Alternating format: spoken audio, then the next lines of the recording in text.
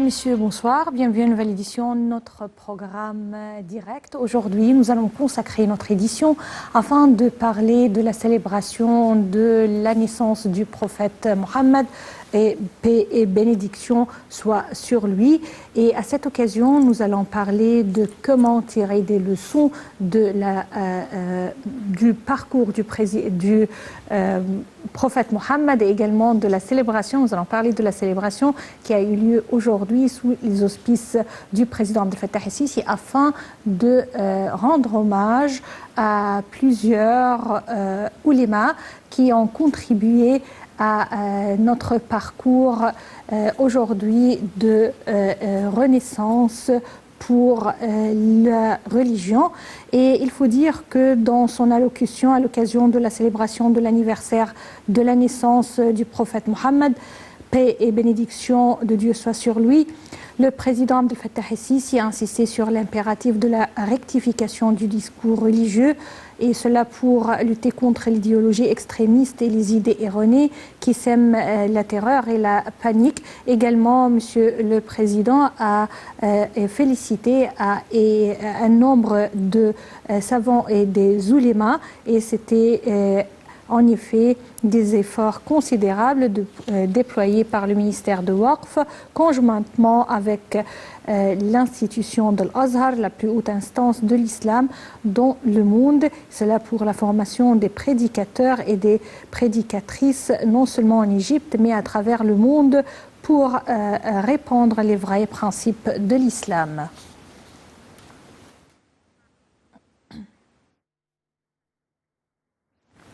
Un nombre de savants et des oulémas a été honoré aujourd'hui par Monsieur le Président Abdel Fattah el-Sisi grâce à leurs efforts dans cette bataille contre l'ignorance. Parmi ces oulémas, Cheikh Ismail Al-Rawi, qui est vice-ministre de Waqf au sud du Sinaï et avec qui nous allons parler actuellement.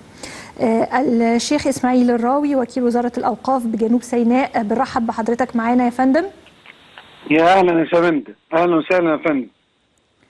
شيخ اسماعيل الراوي. ايوه يا فندم.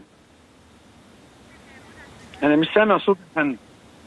بنرحب بحضرتك، كل عام حضرتك بخير بمناسبة المولد النبوي الشريف، واليوم تم تكريمكم من قبل سيادة الرئيس عبد الفتاح السيسي، وهذا يعني تكريم لاقى أهله. أحب أعرف من سيادتكم يعني مجمل الأعمال التي تم من أجلها تكريمكم اليوم، وكيف ترون هذا التكريم والإجلال لعلمائنا في الأزهر الشريف وفي الأوقاف. يا فندم الصوت بعيد خالص. بسم الله والحمد لله والصلاة والسلام على رسول الله. من بداية نحب أن نقول من أعظم نعم الله على الإنسان أن يوفقه في الدعوة إلى الله سبحانه وتعالى، وإني لأحمد الله سبحانه وتعالى حمدا كثيرا على أن هداني ووفقني في خدمة الدعوة.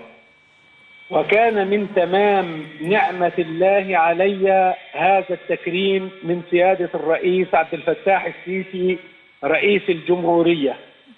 ويأتي هذا التكريم من باب التقدير ليس لشخصي فقط، وإنما لجميع العاملين بوزارة الأوقاف، فإن الدولة داعمة بكل قوة للنماذج التي تبذل قصارى جهدها في رفعة وشأن الوطن، بكل جهد مخلص للارتقاء بهذا الوطن، ونسأل الله تبارك وتعالى أن يحفظ مصرنا الحبيبة. هذه واحدة، وخاصة في هذا الشهر الكريم تجتمع فيه البشريات، ذكرى انتصار أكتوبر، ذكرى مولد خير الأنام محمد صلى الله عليه وسلم، ونحن نحتفل بهذه الذكرى العطرة، وانطلاقا من حديث المصطفى صلى الله عليه وسلم: لا يشكر الله من لا يشكر الناس. فأتقدم بخالص الشكر والتقدير لفخامة الرئيس عبد الفتاح السيسي رئيس الجمهورية على هذا التكريم، ومعالي وزير الأوقاف الأستاذ الدكتور محمد مختار جمعة على ثقته برجالات وزارة الأوقاف، وهذا التكريم وسام على صدري بأنه جاء في مولد خير الأنام محمد صلى الله عليه وسلم. عليه الصلاة والسلام. الشيخ إسماعيل الراوي وكيل وزارة الأوقاف بجنوب سيناء، بشكر حضرتك يا فندم. C'était avec nous Cheikh Ismail Raoui, vice-ministre de Waqf au Sud Sinaï, un des figures qui ont été honorées aujourd'hui au cours de la célébration qui a eu lieu sous les auspices du président Abdel Fattah el-Sisi en contribution entre le ministère de Waqf et également l'institution de l'Azhar. Ce que Cheikh Ismail Raoui nous a raconté, c'est que grâce à Dieu, qu'il s'est orienté vers la dawa et il se trouve aujourd'hui honoré parce que l'État n'oublie jamais ses enfants loyaux, parmi lesquels les oulémas et les savants. Et c'est un grand honneur attribué aux oulémas au cours de cette bataille contre l'ignorance conduite par le chef de l'État, le président Abdel Fattah el-Sisi, et également avec lui les oulémas et les intellectuels égyptiens. Cheikh Ismail Raoui a tenu à également remercier Monsieur le Président Abdel Fattah el-Sisi et également le ministre des Waqf, Dr Mohamed Mokhtar Goma, et également Cheikh Ismail Raoui nous a expliqué que ce mois est considéré parmi les mois les plus importants pour les Égyptiens, puisqu'au cours du mois d'octobre, nous avons célébré ensemble plusieurs événements importants, parmi lesquels la victoire du 6 octobre, la guerre du 6 octobre en 1973, et également on célèbre ces jours-ci l'anniversaire de la naissance du prophète Mohammed, qui est un modèle à suivre afin de garder toujours la foi, l'espoir et également la tolérance vers autrui.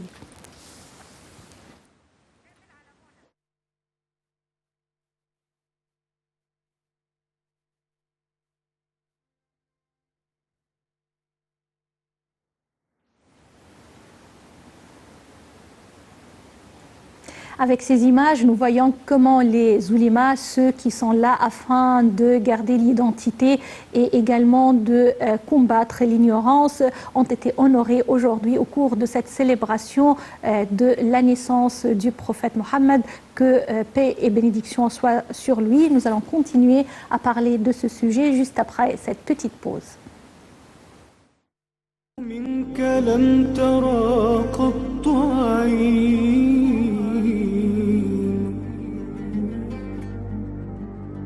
وأطيب منك لم تلد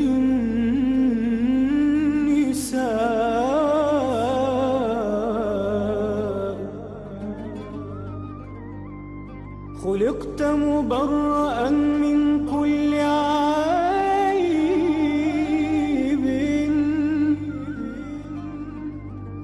كأنك قد خلقت كما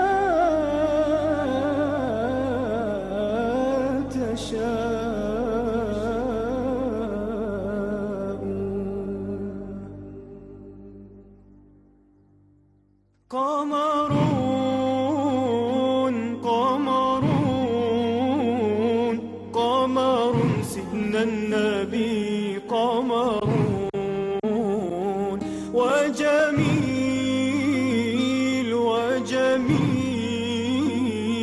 وجميل سيدنا النبي وجميل قمر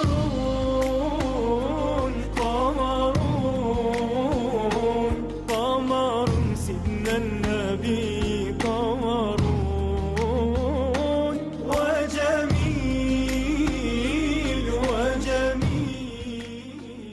Au cours de la célébration d'aujourd'hui, Monsieur le Président Abdel Fattah el-Sisi a donné un discours.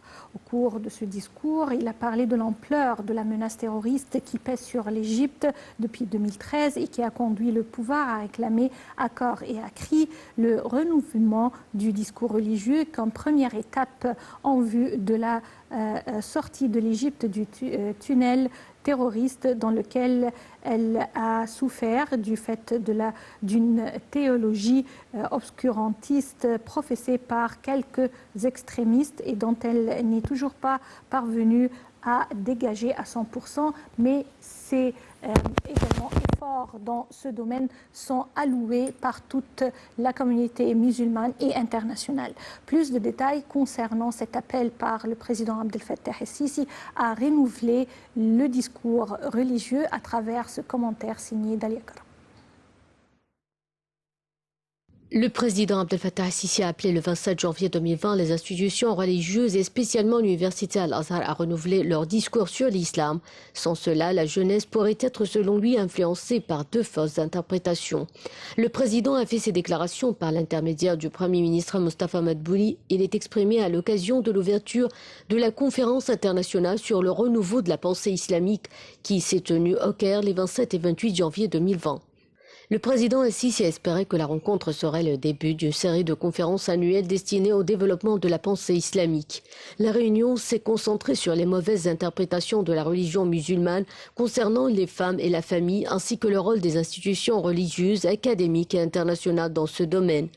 Des représentants du ministère des Affaires religieuses égyptien, ainsi que des membres des conseils islamiques de 46 pays à majorité islamique ont participé aux discussions. Dr Ahmed El-Taïb, le grand imam d'Al-Azhar considéré comme la plus haute autorité de l'islam sunnite, a déclaré que la conférence mettrait en avant la mission de l'institution de promouvoir un islam tolérant en rupture avec les idées extrémistes. Le président a souligné à maintes reprises ces dernières années que la lutte contre le terrorisme nécessitait une réaction bien réfléchie qui ne comportait pas seulement un volet militaire et sécuritaire mais l'a dépassé pour englober une politique de développement économique, social et culturel. Ajoutant que cela nécessite également un discours religieux renouvelé et expurgé d'idées fausses qui peuvent conduire certains à embrasser la violence pour imposer ses idées. Le président a affirmé l'importance de donner un discours équilibré sur la religion afin de contrer les idéologies radicales. Selon lui, le renouveau que nous cherchons ne menace pas les principes, les croyances ou les règles établies par les érudits, mais vise un renouvellement concernant la jurisprudence dans le champ des interactions et des sciences humaines. Nos croyances sont établies et cela est un don de Dieu, affirme le président. Mais nous cherchons un changement en rapport au développement des fatwas qui sont différentes suivant le pays, les périodes ou même les personnes.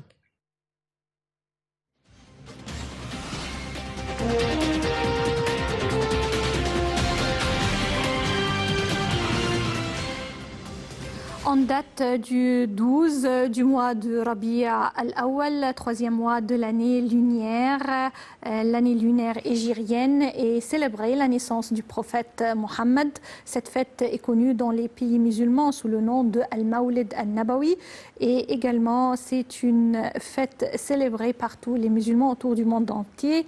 En ce jour, les musulmans font beaucoup d'aumônes pour remercier Allah d'avoir envoyé un guide, le prophète Mohammed. Ils se réunissent également pour réciter des versets du Coran et chanter quelques éloges du prophète. Et afin de vous donner une image complète de cette célébration, regardons ensemble ce commentaire.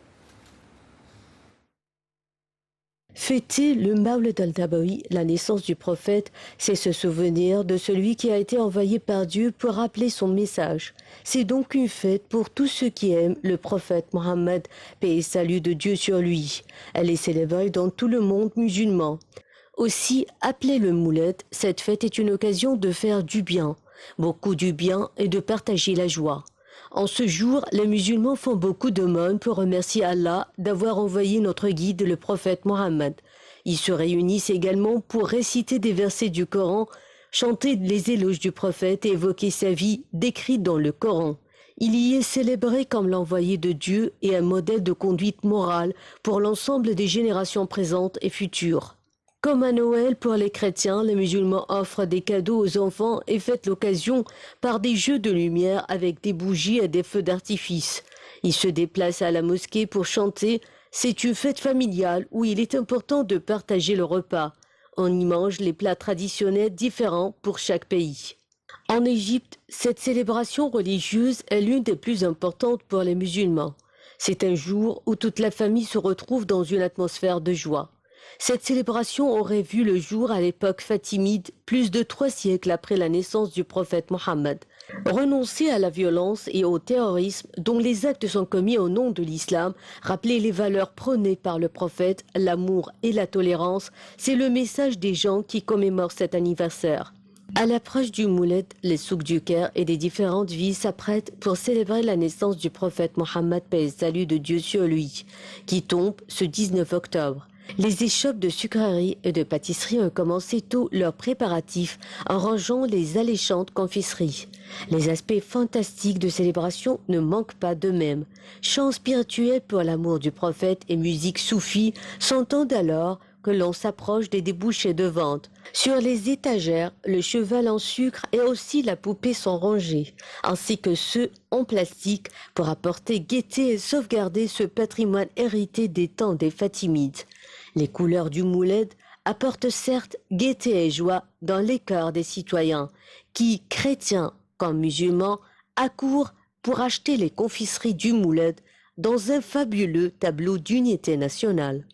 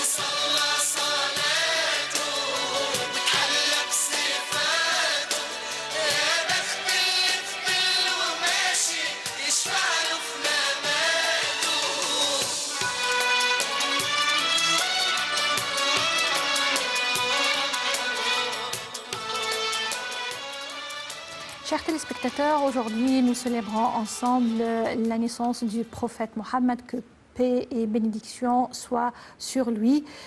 Plusieurs leçons à tirer de la vie et du parcours du prophète Mohammed. Et aujourd'hui, afin de mieux parler de comment peut-on vraiment profiter au maximum de cette occasion et comment peut-on vraiment voir la religion toujours avec un œil neuf, ce qui est fait par Dieu et par la religion pour toute génération et pour tout le monde.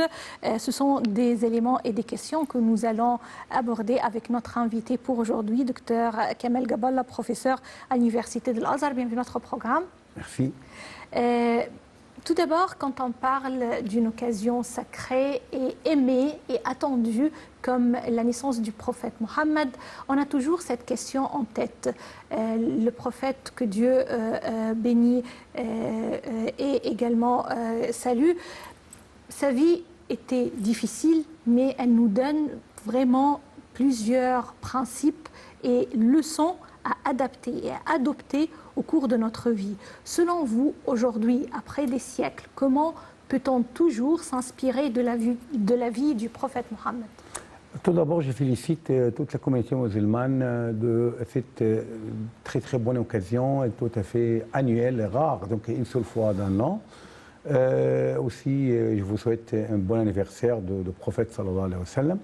Donc, il faut l'avouer, il est avoué et reconnu même par nos musulmans que la personnalité du prophète Mohammed sallallahu alayhi wa sallam, sa bénédiction sur lui, il était tout à fait solitaire et unique. Parce que, d'après par exemple l'Abbas Mahmoud al-Aqad, il a dit tu pourrais par exemple tomber sur quelqu'un qui est un bel homme par exemple, mais il n'est pas aimable.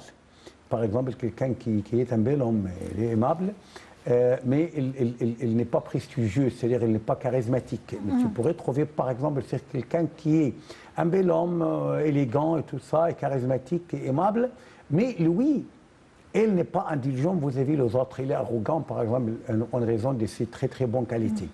Sauf le prophète sallallahu alayhi wa sallam qui a réuni toutes les bonnes qualités, mais en même temps il était indulgent, il était clément, il était miséricordieux vis-à-vis de tout le monde.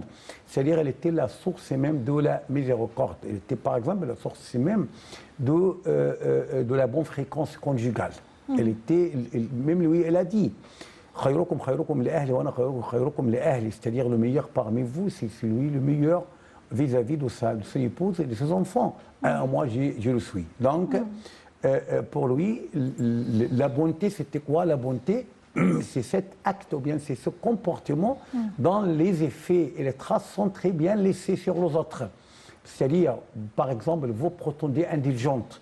Comment vous vous entretenez, par exemple, vis-à-vis de vos collègues, ou bien par exemple de vos amis, ou bien par exemple de vos proches parents. Donc, c'est ça l'essentiel. Donc, c'était quelque chose de tangible. Donc, sa miséricorde, elle était visible dans tous ces effets, même vis-à-vis de ses hostiles, qu'elle n'était pas du tout. À la fois, elle n'était pas musulman, et deuxièmement, elle était ses adversaires. Par exemple, pendant l'ouverture de la Mecque, ou bien la reprise de la Mecque, qu'est-ce qu'elle a dit? Elle a posé une question aux mécréants à l'époque, et polythéistes.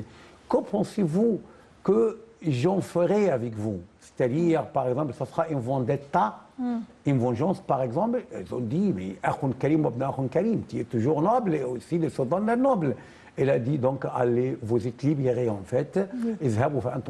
Même ses ennemis, il a tout oublié et il se rappelait d'une seule chose, on t'a envoyé qu'à titre de miséricorde pour l'humanité entière. Oui, docteur Kamel Gaballa, l'Égypte tient vraiment à bien célébrer l'occasion de l'anniversaire du prophète Mohammed, et dans ce cadre, c'est toujours une cérémonie parrainée par le chef de l'État, et aujourd'hui, le président Abdel Fattah el-Sisi était présent au cours de cette célébration.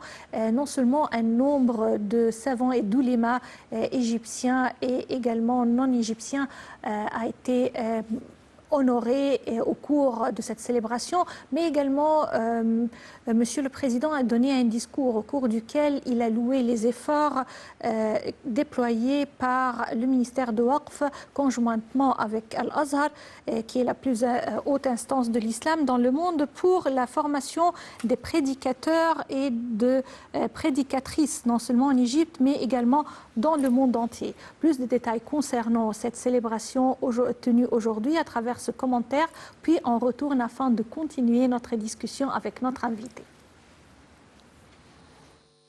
Dans son allocution à l'occasion de la célébration de l'anniversaire de la naissance du prophète Mohammed, paix et bénédiction de Dieu sur lui, le président el-Sisi a insisté sur l'impératif de la rectification du discours religieux pour lutter contre l'idéologie extrémiste et les idées erronées qui sèment la terreur et la panique au nom de l'islam.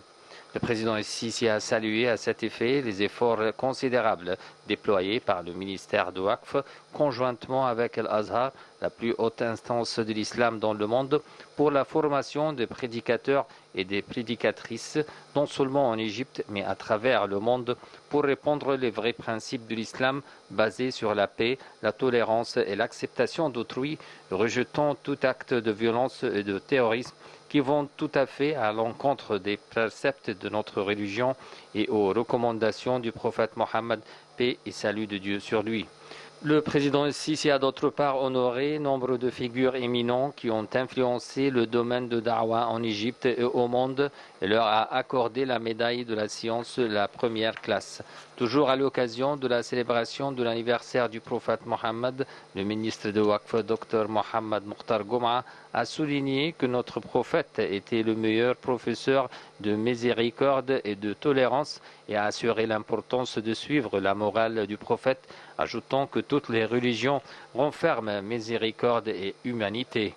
Dans son discours lancé lors de la célébration, le grand imam de l'Azhar, Dr Ahmed El-Taïb, a pour sa part déclaré que la célébration de l'anniversaire de la naissance du prophète Mohammed, paix et bénédiction de Dieu sur lui, est une célébration de la révélation divine et la perfection humaine, soulignant que les musulmans qui se combattent aujourd'hui utilisent la charia islamique pour justifier leurs actions. Le grand imam de l'Azhar a ensuite remis une copie du Coran au président Abdel Fattah el-Sisi. Aujourd'hui, nous célébrons ensemble la naissance du prophète Mohammed. Que bénédiction et salut soient sur lui. Avec nous au studio, Dr Kamel Gaballa, professeur à l'université de l'Azhar. Bienvenue encore une fois à notre programme. Comme on a vu, Dr Kamel Gaballa, la célébration d'aujourd'hui, non seulement un nombre d'oulémas a été honoré par le président Abdel Fattah el-Sisi, mais on a parlé d'un élément très important également qui est la modernisation du discours religieux. On ne peut pas parler de renouvellement du discours religieux puisque c'est un discours standard qui passe des décennies et des siècles avec les mêmes principes applicables pour tout le monde et pour tous les temps. Mais il existe une modernisation ou une compréhension plus moderne de quelques définitions qui peuvent aider le monde entier, la nouvelle génération, à bien connaître l'esprit de la religion. Selon vous, est-ce que c'est vrai, oui ou non?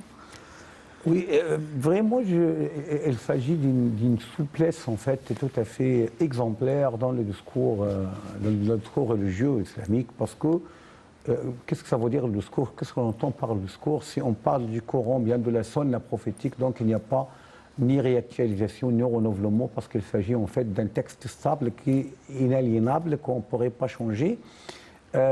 Comme par exemple ce qui se passe avec les lois en France. Vous connaissez très bien que le texte juridique, c'est un texte stable, inaliénable, on ne pourrait pas le modifier.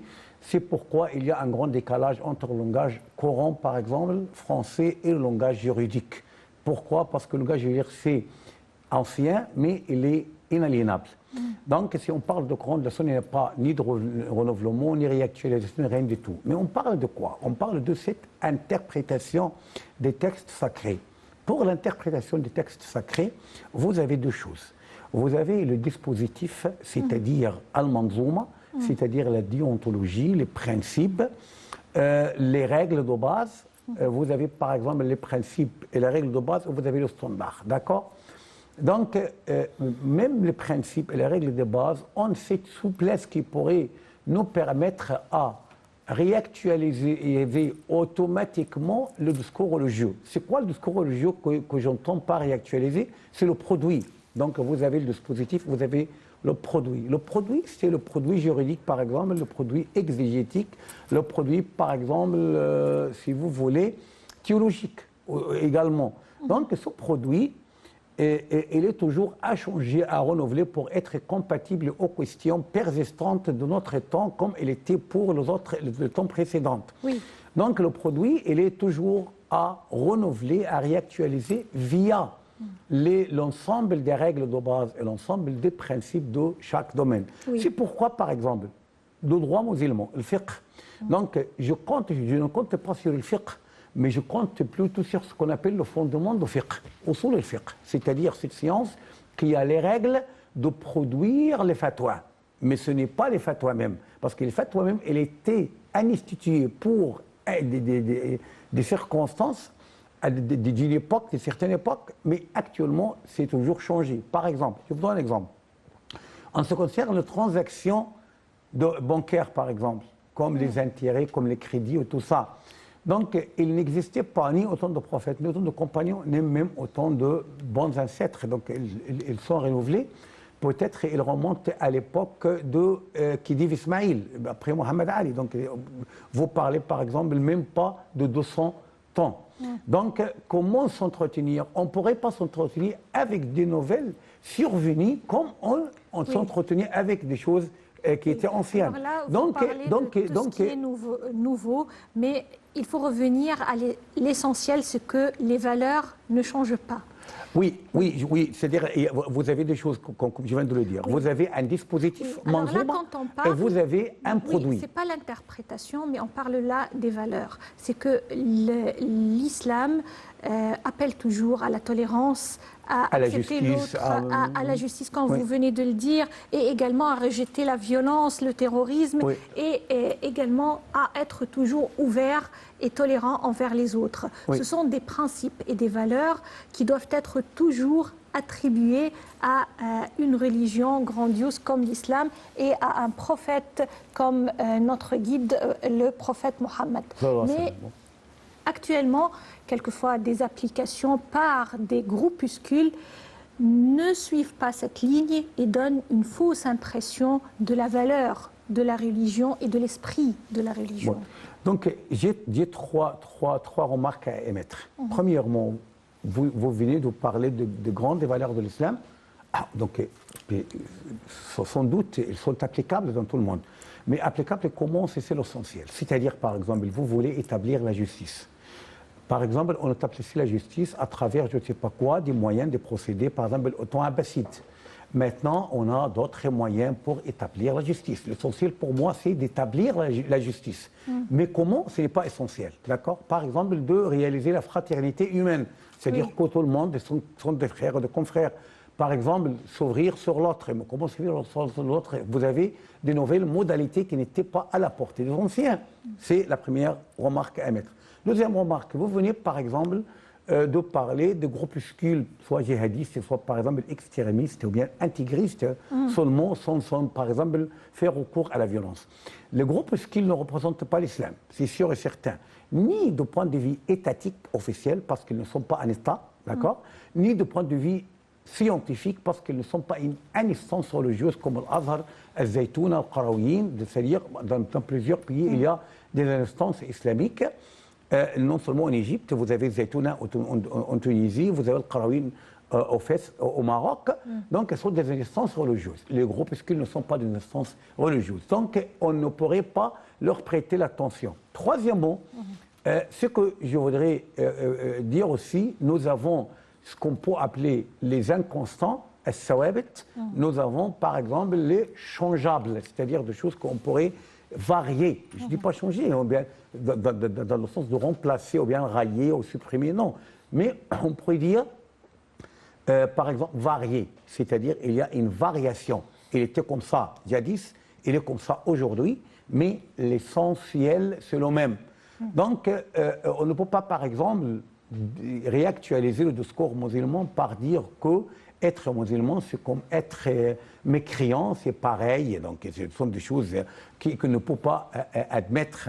Donc, il faut toujours des réactualisations des questions, parce que même Omar ibn Abdelaziz, vous connaissez Omar ibn Abdelaziz, ça fait combien de temps? Ça fait plus de 2300 ans qu'il gouvernait. Il a dit à chaque temps, il y a des sentences, autant qu'on fasse de nouvelles affaires, de nouvelles questions, et bien de nouveaux problèmes. Oui, docteur Kamal Gaballa, vous avez très bien expliqué la valeur de l'islam et également la modernisation de discours religieux. Je tiens à vous remercier. Docteur Kamal Gaballa, vous êtes professeur à l'université de l'Azhar. Merci bien d'être parmi nous aujourd'hui. Chers téléspectateurs, c'était notre édition et aujourd'hui nous avons célébré ensemble la naissance du prophète Mohammed, un grand guide, et sa vie restera toujours un parcours à contempler et à suivre. Aujourd'hui, l'Égypte a connu une très grande célébration afin de rendre hommage à notre guide, le prophète Mohammed, et également rendre hommage et honorer des oulémas qui contribuent à l'illumination de notre trajet. C'est ainsi qu'on termine notre édition et je vous laisse à présent avec ce sommaire des activités présidentielles au cours de la semaine. Merci et au revoir.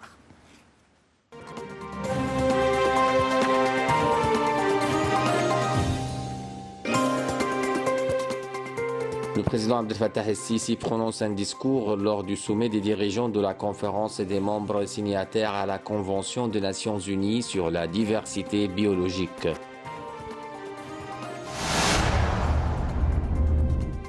Le président Abdel Fattah el-Sisi affirme lors du sommet de l'Égypte et Visegrad que la direction égyptienne respecte et aime son peuple et lutte pour son développement. Le chef de l'État a ajouté qu'il est indispensable que l'Europe assimile ce qui se passe en Égypte. Le président el-Sisi participe à la capitale hongroise Budapest au sommet de l'Égypte et des États membres du groupe de Visegrad qui comprend la Hongrie, la Pologne, la République tchèque et la Slovaquie. Le président Abdel Fattah el-Sisi s'entretient avec le président de la République de Hongrie, János Áder, au palais présidentiel de Budapest dans le cadre de sa visite officielle en Hongrie. Une cérémonie de réception officielle a eu lieu pour le président. Les deux hymnes nationaux ont été joués avec un défilé de la garde d'honneur. Le président Abdel Fattah el-Sisi écrit un mot dans le registre d'honneur au palais présidentiel de la capitale Budapest en présence de son Excellence le président hongrois. Le président el-Sisi tient une conférence de presse conjointe avec le président hongrois. Le président Abdel Fattah el-Sisi dépose une gerbe de fleurs sur le mémorial de la place des héros à Budapest. Le président el-Sisi s'entretient avec le premier ministre hongrois Viktor Orbán au siège du Conseil des ministres à Budapest.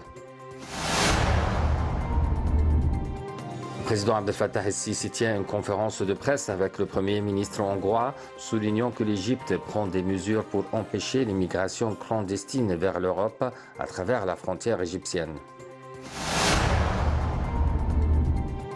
Le président el-Sisi félicite le président tunisien pour la formation du nouveau gouvernement et sa prestation de serment constitutionnel.